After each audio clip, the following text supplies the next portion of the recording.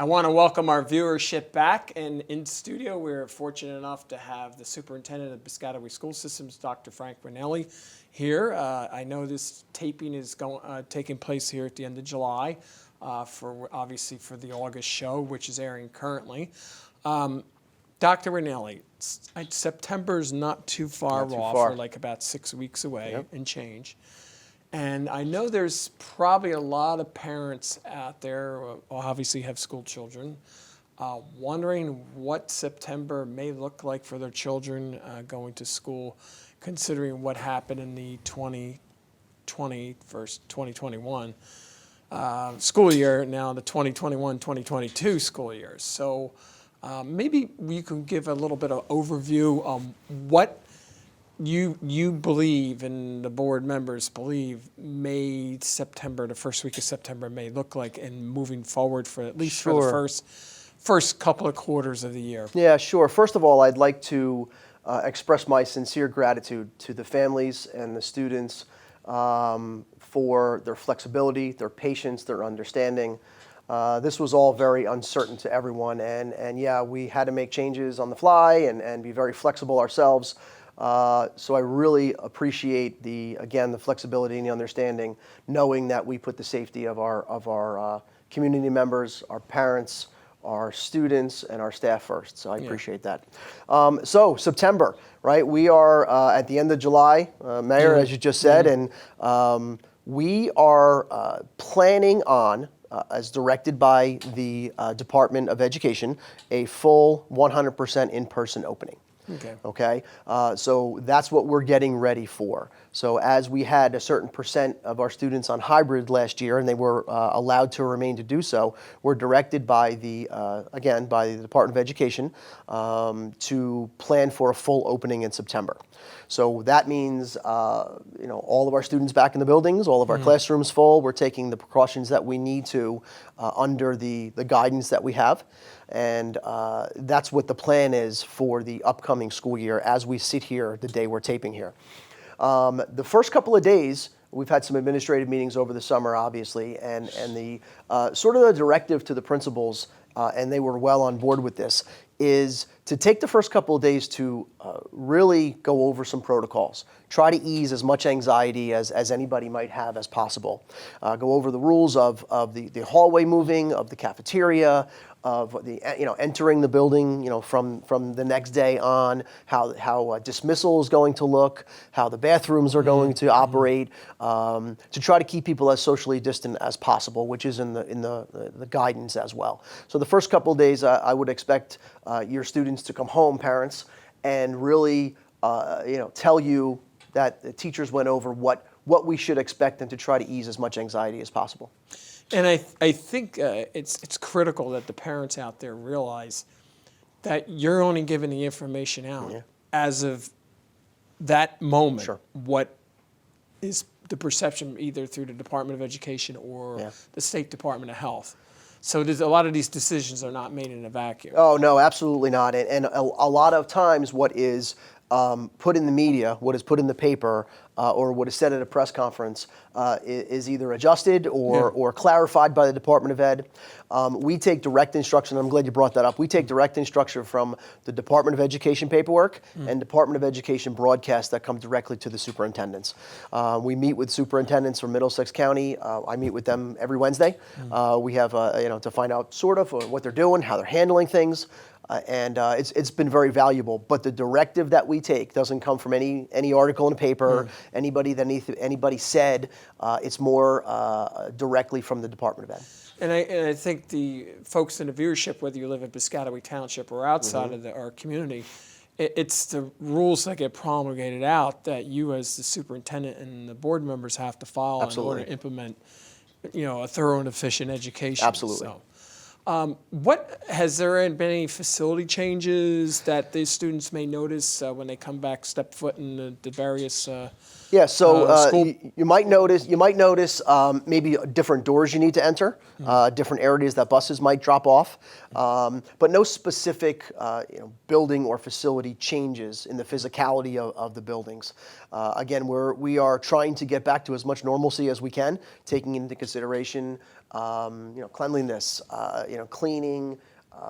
Social distancing, things like that. So when you say social distancing, obviously the 6 is how. So just in my mind, like if you're in a say a grade school, middle school classroom with XYZ chairs, is that going to look like it was this past spring, or is that going to be set up differently? So similar to what it looked like this past spring, aside from the numbers, and I'll get to that in a second.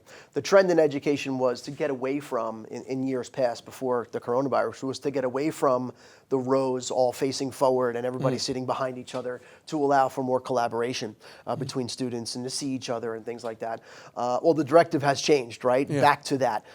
If you can't remain, and the directive now is 3 feet of social distance, if you can't remain 3 feet, you take extra precautions in other areas.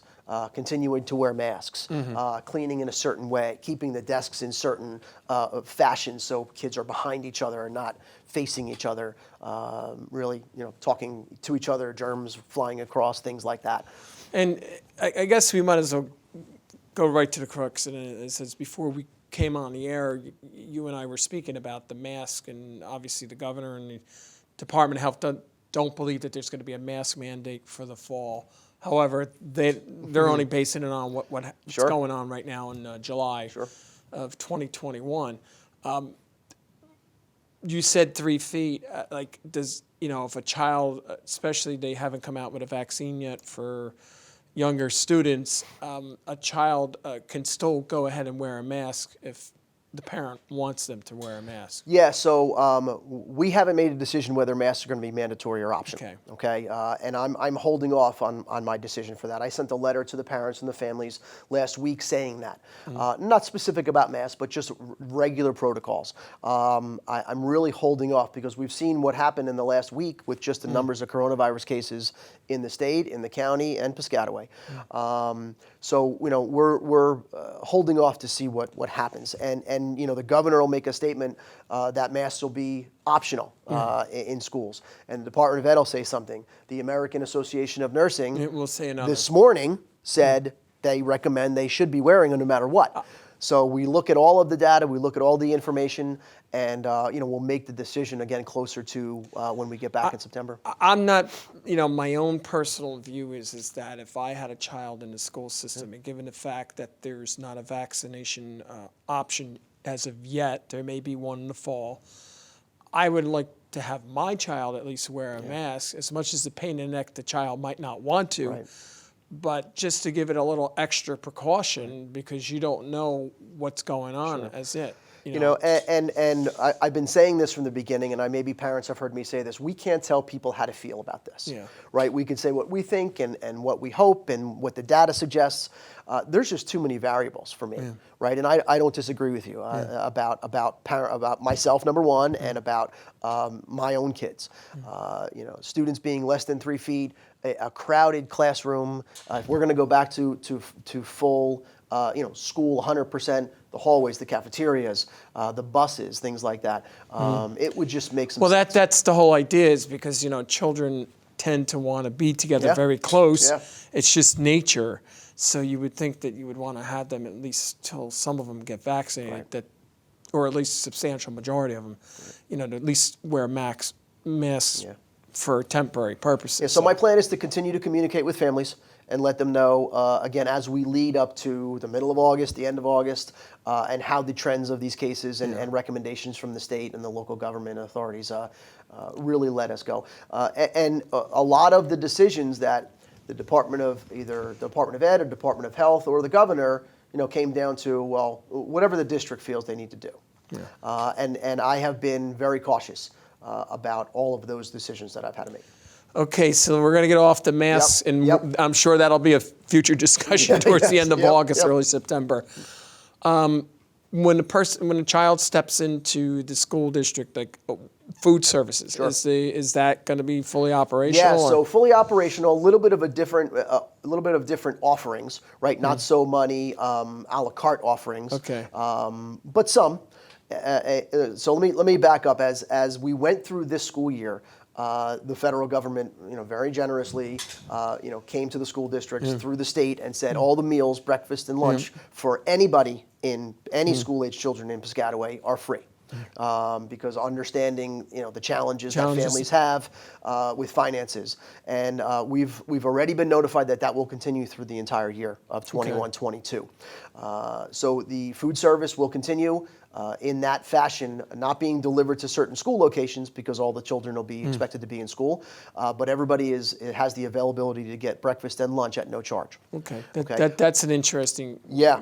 I think it's a good concept. Yeah, and but it will be again look a little normal, right? But maybe some different offerings to keep people a little bit as separate as we can. Well, I'm not a mushroom fan, so if it has mushrooms, I'm not in favor of it. No mushrooms, yeah. Okay. What about athletic sports? Yeah, so last year, as everybody knows, we didn't participate in fall sports. We participated in winter, and then they had a winter 2, and then they had a spring. We didn't participate in any middle school sports last year. This year, again, as we hope to approach this year as normal as possible, we are going to be full participants in all of those. Middle school, all fall sports in high school.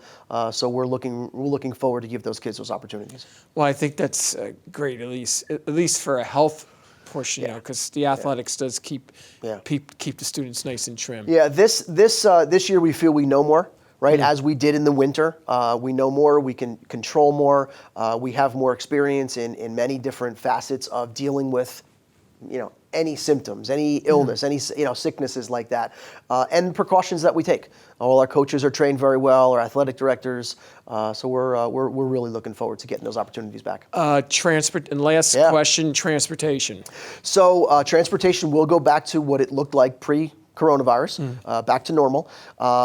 Through all of the guidance that we have from the state, the local government, the Department of Health, masks will be mandatory on buses because there's no way we could keep everybody 3 or 6 feet apart, right? But there will be normal transportation as you would have experienced it pre-coronavirus. Well, that's good. Is there any last minute item you want to get in there? I started by saying thank you for your flexibility and understanding in the 2021 school year. And I look forward to the same communication and flexibility and understanding in this school year. Many of you know, you email or call my office. I get right back to people. I'm really looking forward to that communication as well. If you have any questions, please don't hesitate to call your principal, to call the office or my office, and we'll be sure to get you some answers. I want to thank Dr. Frank Ranelli from the Superintendent of Piscataway School System stopping by. And I want to thank your staff and all the support staff and the teachers of all the schools within the district of what they've had to deal with over the last 18 months to 2 years. A quick and story. what they're going to have to deal with. Yeah, quick story. Year. I know we're pressed for time, but one of my custodians was going into Wawa this morning, and he had his uniform on that said Piscataway Township Schools, and somebody without school-age kids stopped him and said, "Thank you for keeping the schools running." And they're wonderful. All our staff, our teachers, and I appreciate this opportunity to come and communicate to the township like this. No, that's great. And thanks for coming back on.